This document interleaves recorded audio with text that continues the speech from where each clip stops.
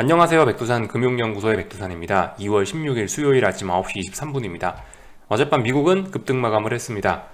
시장을 움직일 수 있는 재료는 두 가지가 있었는데 그중 하나는 호재였고 하나는 악재였죠. 호재는 뭐예요? 전쟁 우려가 완화됐다는 것이 호재였고, 악재는 뭡니까? 물가지표가 발표됐는데 또 다시 물가지표 서프라이즈에서 긴축 우려가 자극됐다는 것이 악재였겠죠. 그래서 악재가 이렇게 눈에 지금 보이다시피 이런 숫자들이 나왔습니다. 굉장히 서프라이즈하게 나왔어요. 그래서 인플레 우려가 한 번 더 점화되긴 했습니다. 그런데 이제 시장 반응은 이랬다라는 거죠. 그렇다면 시장은 어떻게 했다? 일단 악재는 개무시했다라는 거. 어제였나 이틀 전이었나 어떤 분이 리플을 이렇게 달아놓으셨는데, 이 전쟁이라는 이슈가 가진 효과, 요거에 관련돼서 짧게 쓰셨는데 뭔 얘기냐면요. 지금 시장의 포커스가 전부 긴축에 맞춰져 있잖아요. 긴축. 모두 인플레에 신경 쓰고 있는데, 전쟁이라는 이슈가 빵 터지면서 시장의 관심이 이쪽으로 확 쏠려버렸다는 거죠. 지금 긴축이 약간 찬밥 신세가 됐습니다. 관심을, 긴축이 주인공이었는데, 주인공 자리가 지금 약간 일로 넘어갔어요. 이런 점에선 전쟁이라는 재료가 주식시장이 오히려 좋게 작용한다, 호재다라고 이야기할 수는 있을지 모르겠어요. 근데 아무튼 이런 걸 호재라고 하진 않죠. 아무튼간 그 관심사를 돌리는데 성공한 것 같아요. 이런 점이 어쨌든 주식시장엔 지금 굉장히 긍정적인 점으로 작용하고 있다는 점이 일단 눈에 띄긴 합니다. 어젯밤 모습을 보니까 그렇죠. 분명히 물가지표 있는데 물가지표 개무시해버리고 그냥 전쟁에만 집중하잖아요. 그래서 전쟁 때문에 시장이 급락을 했다가 급등하고 있고, 이런 식으로 전쟁이란 이슈 때문에 시장이 급등락을 하고 있다는 모습입니다. 근데 아무튼 그죠? 말씀드렸다시피 계속 제가 전쟁 관련된 이슈들이 터지면은 제가 앞에 어젯밤부터 계속해서 막연희라는 단어를 붙이고 있습니다. 막연한이라는 단어를 붙이고 있는데요. 아직까지 뭐 실체가 없어요. 다들 그냥 뭐라고 할까? 그냥 뭐 립 서비스들만 하고 있습니다. 푸틴은 뭐예요? 푸틴은 우리 우크라이나 먹을 거야, 뭐 대략적으로 이런 식으로 하고 있고, 바이든은 그러면 안 돼 이러고 있고, 그 와중에 그 언성만 높아지고 있어요. 전쟁이라는 게 뭐 실제적인 어떤 무슨 조치를 취한다 이게 아니고, 조치는 취해지지 않고 실질적인 조치는 없고, 두 정상들 혹은 뭐 유럽의 여러 정상들과 합쳐서 입으로만 싸우고 있어요. 입으로만 싸우고 있기 때문에 이 한마디 때문에 이 시장의 단기적인 급등락만 반복이 되고 있다는 생각입니다. 그래서 아무튼 지금 이 우크라이나와 러시아 이슈를 보면서 제가 드는 생각이, 이런 이슈는, 전쟁 관련된 이슈는 이거는 그냥 어떤 시장의 추세를 결정할 그런 건 아닌 것 같고, 그냥 일단 무슨 소식이 나온다 그럼 단기적인 급등락만 만들어낼 것 같다는 생각이고요. 다만 이제 어쨌든 불확실성은 계속 되는 거죠. 이 문제가 완전히 해결되려면, 우크라이나와 러시아 간의 갈등이 완전히 해결이 되려면 아직까지 좀 시간이 좀 많이 걸릴 것 같죠, 그죠? 완전히 해결되기 전까지 그냥 불확실성만 남아 있는 거예요. 전쟁이란 이슈가 지금 중장기적으로 시장에 어떤 영향을 미치는 건 제가 봤을 때는 한 두 가지 측면이 있는 것 같아요. 하나는 이제 달러 인덱스, 그죠? 아무래도 뭔가 불확실성이 있고 무슨 일이든 터질 수 있고, 어쨌든 군대가 여전히 그 남의 나라 국경 부근에 있으니까 뭔가 불확실하단 말이죠. 그러니까 어떻게 된다? 달러 인덱스 같은 거는 일단 하방경직성이라는 표현 정도 할 수 있을 것 같아요. 달러가 아래쪽으로 빠지는 걸 굉장히 제한하고 있는 거죠, 이 이슈가요. 이 정도로 보면 적당할 것 같고, 그리고 두 가지가 있다고 했죠. 그리고 나머지 하나는 뭐냐면은 기름값 등등 에너지 가격 이런 거에 영향을 미치고 있다. 에너지 가격의 하방경직성이 아니죠. 에너지 가격의 상승 추세를 이끌고 있는 거죠, 지금 얘가. 이렇게 두 가지 영향이 중장기적으로는 미치고 있다라고 보시면 될 것 같아요. 주식시장에는 제가 봤을 때 지금 이 우크라이나와 러시아 간의 이 갈등은, 주식시장엔 그냥 이제 단기적인 그날 하루 오르냐 그날 하루 떨어지냐 이런 단기적인 급등락만 만들어내지 추세를 만들어내고 이런 건 아닌 것 같고, 아무튼 전쟁이란 이슈가 분명히 영향은 있죠. 달러 인덱스와 원자재 가격에 이런 데에 영향은 있고요. 주식시장에는 이런 뉴스가 나오면은 제 생각에 단기적인 급등락만 만들어낸다. 그래서 아무튼 이거는 계속 어쨌든 이슈는 지속이 되긴 하겠죠. 근데 그냥 막연한 제 추측이지만은 결국 러시아가 우크라이나를 일부 땅덩어리를 먹어야 불확실성이 끝날 것 같다라는 생각이 들어요. 지금 미국 같은 경우는 그냥 모르는 척 하고 있죠. 그냥 미국 같은 경우는 뭐 솔직히 다들 전쟁 같은 거 좀 꺼리는 상황이고 지금 좀 적극적으로 땅 내놓으라고 나서고 있는 건 러시아잖아요. 그 우크라이나나 뭐 유럽이나 미국 입장에서 제재한다고 하지만 사실 뭐 그다지 어떤 효과 있는 그런 거는 없어 보이고, 사실상 우크라이나가 러시아 일부를 뭐 어떤 방법이 되었던가, 뭐 솔직히 근데 2014년인가 그 크림반도 먹었을 때도 전쟁 없이 조용히 먹었잖아요. 소프트하게 러시아가 이렇게 조용하게 땅 뺏어 먹는 거 잘하는 것 같더라고요. 이번에도 아마 조용히 땅을 뺏어 먹는 작전으로 결국 가지 않을까 싶고, 이 와중에 계속 주식시장에 잡음은 있겠죠. 급등락은 막 계속 될 것 같긴 해요. 그 와중에 그죠? 달러 인덱스 강세, 유가 강세 이런 것들이 나타날 수 있을 것 같고, 어쨌든 결과적으로 불확실성은 계속될 것 같긴 하다. 우크라이나를 일부를 먹기 전까지는 뭐 일단 하여튼 그렇습니다. 먹는 과정에 솔직히 그죠? 푸틴이 지난번 2014년에 저 크림반도도 조용히 잘 먹었는데 이번에 뭐 갑작스럽게 뭐 무슨 뭐 군사 충돌이 이런 거 일어날 것 같지는 않아 보이고, 일단 그냥 뭐 저의 개인적인 생각이긴 해요. 아무튼 불확실성 해소는 뭐냐? 우크라이나 땅 먹어야 해소될 거다. 뭐 솔직히 이게 뭐 도덕적으로 옳은지 어쩐지는 저는 일단 모르겠고요. 근데 하여튼 먹어야 불확실성은 끝날 것 같다. 이런 이야기 드릴 수 있을 것 같아요. 그래서 아무튼 중요한 거는 뭐다? 중요한 거는 긴축이에요, 긴축. 그죠? 전쟁 이슈는 그냥 싸우는구나, 세상 사람들이 저기 집중하는구나 정도까지만 보시고, 우리는 제가 봤을 때 거기는 전쟁 이슈는 신경을 안 쓰는 게 맞을 것 같아요. 전쟁 이슈로 인해서 시장이 이제 별 의미 없는, 말씀드렸다시피 막연한 전쟁 이슈에 대한 어떤 뭐 기대감이나 불안감으로 시장이 급등락을 하면 그거를 이제 어떤 매매의 찬스로 활용하시는 게 제가 봤을 때 가장 좋지 않을까. 뭐 매매라는 거는 중간중간에 뭐 어떤 이런 추세를 만들고 있는데, 잘 하시는 분들은 뭐 샀다 팔았다 이렇게 하시라는 거고, 자신 없으신 분들은 이제 나의 중장기적인 포지션을 구축하는 데 활용하라는 거죠. 예를 들어 숏 포지션 만들고 싶다. 그러면 시장이 전쟁 이슈로 급등할 때마다 위에서 숏 매집 할 수 있겠죠. 반면에 나는 이제 주식은 좋을 것 같아라 생각하시는 분들은 전쟁 이슈로 시장이 폭락할 때마다 이런 데서 롱 매집 이런 식으로 할 수 있겠죠. 아무튼 전쟁을 제가 봤을 때 그냥 어떤 그 매집의 찬스 이런 걸로 각자 활용하시는 게 가장 좋지 않을까 싶어요. 자, 하여튼 어젯밤에 시장은 그래서 이야기가 길었는데, 시장은 일단 뭐 개무시했다. 저기 물가지표를 개무시하고 긴축 우려를 개무시하고 그냥 일단 모르는 척하고 갭상승 출발해서 그 상승폭을 잘 지켜줬습니다. 확실히 재밌는 것 같아요. 그 만기주라고 말씀을 드렸죠. 지금 이번 주가요. 미국 옵션 만기의 영향이라 그런지 보시면은 급등을 하긴 했지만 장중에는 옵션 프리미엄을 차분하게 잘 빼는 모습입니다. 갭상승 출발해서 이렇게 옆으로 쭉 지수가 기어버리면 옵션들은 개박살이 나게 돼 있죠. 이렇게 되면 콜도 박살나고 풋도 박살나고 장중에요. 그런 모습들이 나타났습니다. 그래서 어제 미국 주식시장은 뭐 많이 오르긴 올랐는데, 그리고 참 지금 또 이런 뉴스도 나왔죠. 한국 주식시장 개장 전에 이런 뉴스도 나왔습니다. 그러니까 이것도 또 그냥 막연한 그런 거죠. 막연한 이런 뉴스들만 자꾸 나오고 있어요. 그냥 그렇구나 라고 그냥 가볍게 보고 넘기시면 좋을 것 같아요.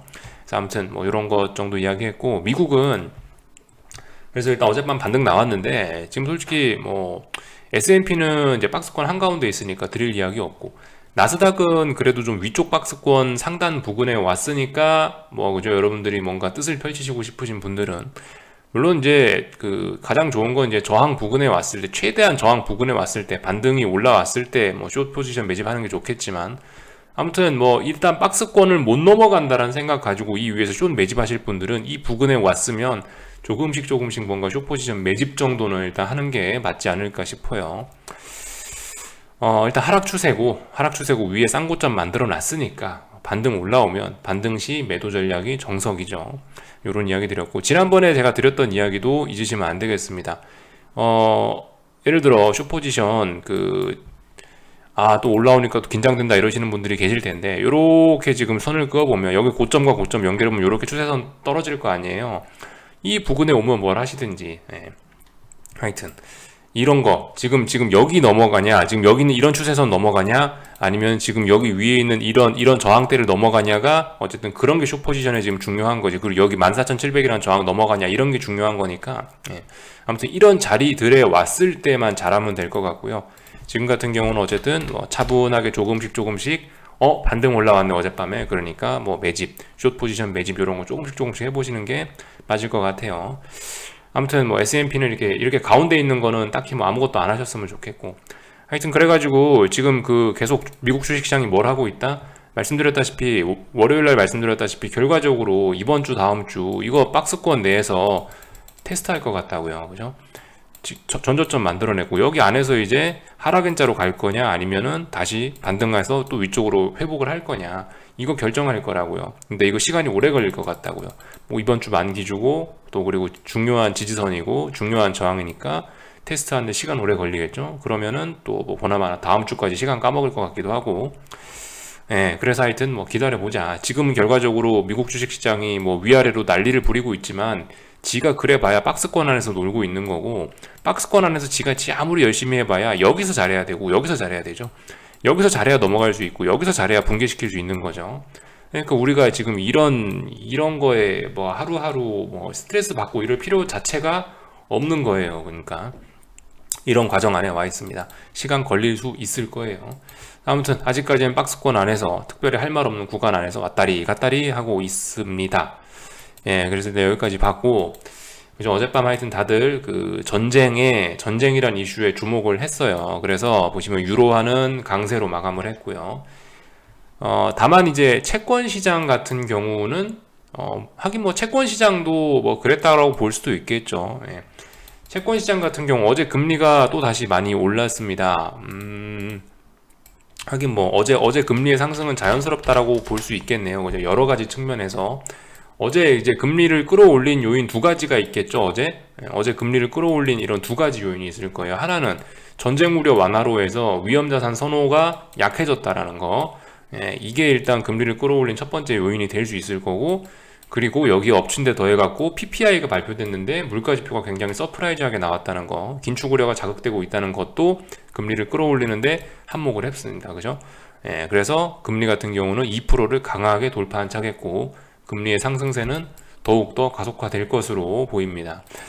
하여튼 어젯밤 같은 경우는 사실 좀 애매했거든요. 어젯밤 같은 경우는 이미 그 PPI 지표가 발표되기 직전부터 미국 주식시장은 신나게 상승하고 있었고, 이미 금리도 신나게 오르고 있었고, 이미 유로화 강세, 달러화 약세가 진행되고 있었고, 하여튼 이런 모습들이었단 말이죠. 근데 이제 여기에 엎친 데 덮친 격으로 PPI가 발표가 되니까 약간 좀 당황하더라고요. 약간 좀 당황했는데 결과적으로 어쨌든 가던 길을 가긴 갔어요. 모르는 척하고 다시 주식시장은 올라갔고, 그리고 금리 같은 경우 이미 많이 올라와 있었는데 꾸역꾸역 조금 더 올랐고요. 달러 같은 경우도 약세, 뭐 유로화도 강세 진행 중이었는데 꾸역꾸역 가던 길을 더 가는 이런 모습들이 일단 나타났습니다. 그래서 어젯밤 미국 주식시장 이야기는 일단 이 정도를 했고, 변동성 지수 정도까지만 보고 마치자면, 이거 어젯밤에 말씀드렸던 그런 이야기, 예. 만기주니까 옵션 프리미엄을 강력하게 죽이고 있는 게 맞습니다. 아직까지 뭐 자연스러운 흐름 보이고 있긴 한데요. 근데 이거를 빅스를 죽일 때도 어떻게 죽이느냐가 중요하다라는 이야기를 어젯밤에 일단 하긴 한 것 같은데, 그죠? 지금까지 일단 예전의 모습과 다르긴 합니다. 예전에는 몇 거래일 동안 저항 누적시키고 죽이고, 몇 거래일 동안 저항 누적시키고 죽였다면 이번에는 저항 누적된 과정이 없어요. 저항 누적된 과정이 없어.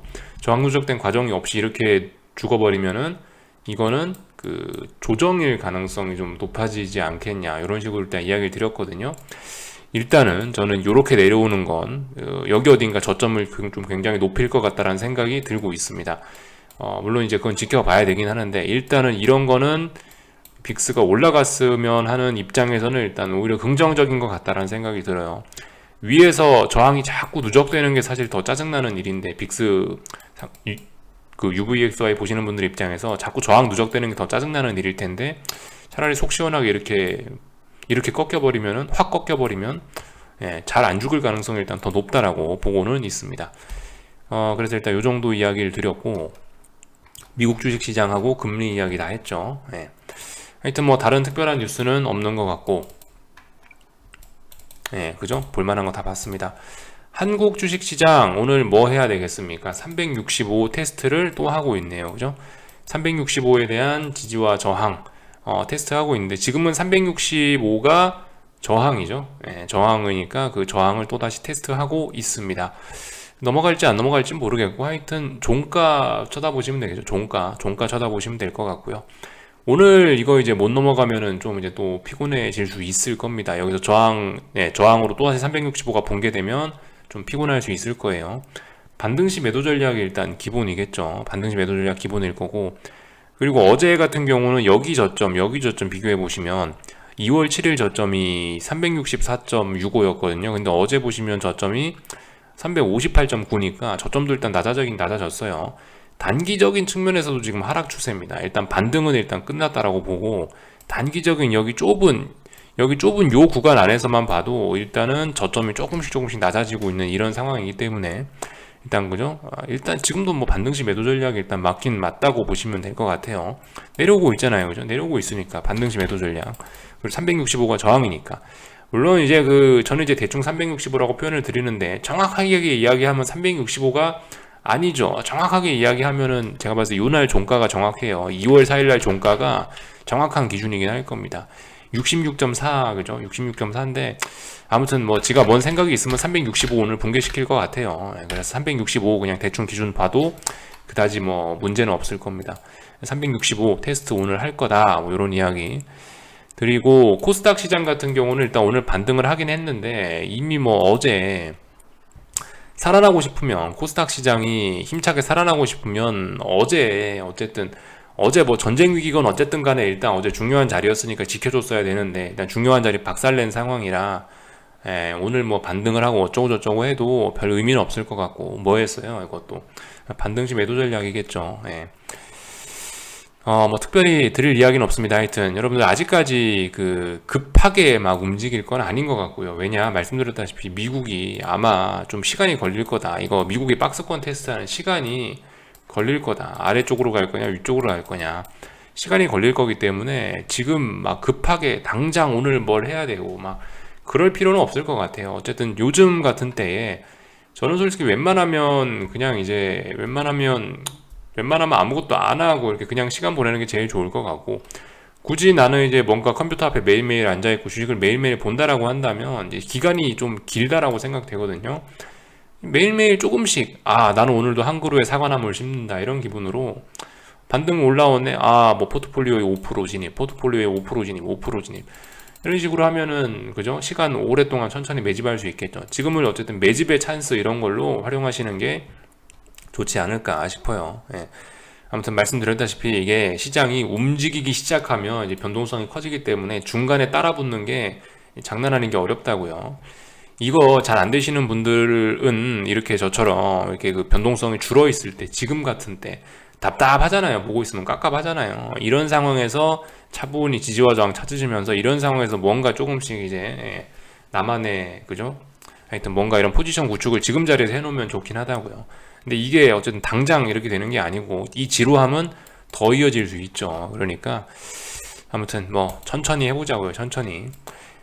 그래서 뭐 여기까지 하면 될 것 같습니다. 궁금한 거는 리플 남겨주시고요. 저녁에 뵙도록 하겠습니다. 여기서 마칠게요.